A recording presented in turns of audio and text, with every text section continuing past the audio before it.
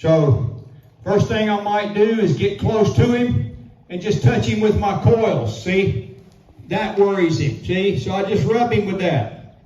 And then when he can take that, I might bounce it around on the saddle a little bit. They're going to feel all these things and hear all these noises when we start roping cattle. And it's going to be a lot louder and a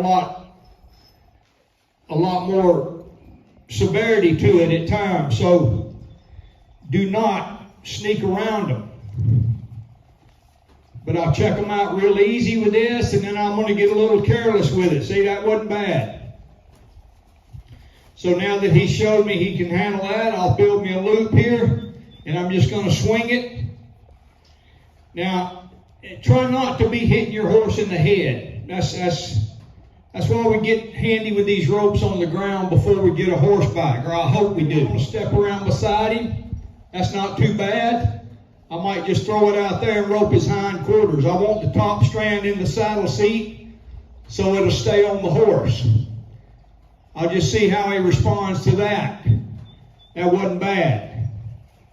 See, I can get him to lead up by his hind quarters. I'll just put some pressure there. As soon as he comes forward, he finds a release of the pressure.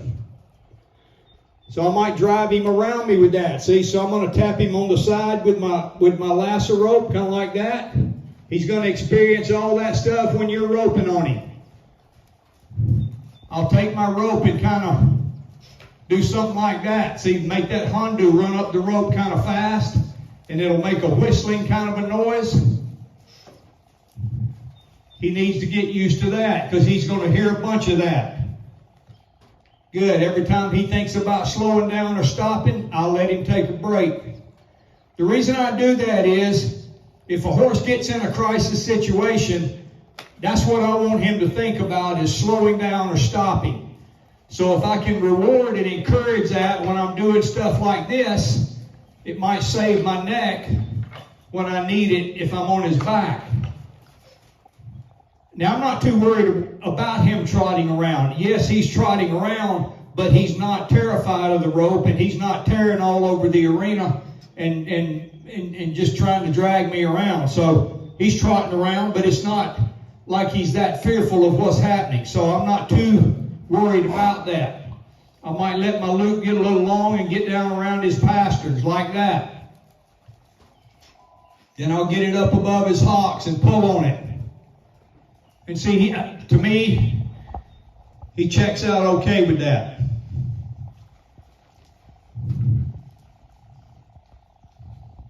Like I said, he don't have to be perfect. Now I'm going to show you another way to do the same thing. And this might be easier for some of us. I'm just going to put a loop around my horn.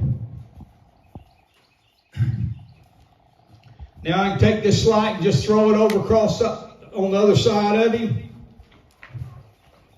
Get it back behind his hind quarters like that, same as the lead rope. See, but it's easier now because I'm not having to swing a loop and catch anything. So I'll drive him forward with that. And I'll just start throwing that slack out there at him like that, see? He needs to get used to that kind of stuff because it's going to happen. Like I said, he's trotting around, but he's not really terrified. Now I'm going to try to get him to step in that loop like that. Now the rope's up between his back legs. So I'll let him experience that. That kind of ticklish to some of them. I'll see if I can get it worked up above the hock. Maybe not. But see, I'm not worried about the way he's traveling, because he's not tearing around and getting out of control. That's the thing I'm looking for, that he remains sane while I'm doing all this stuff.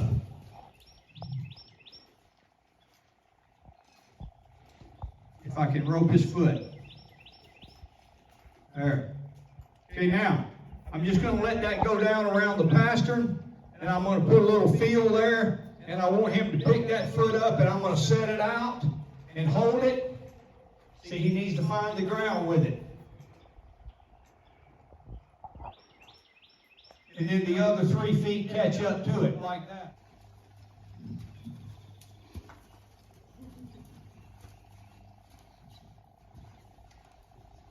You don't have to pull on that rope too hard. I might just put a little tug on it and then release it.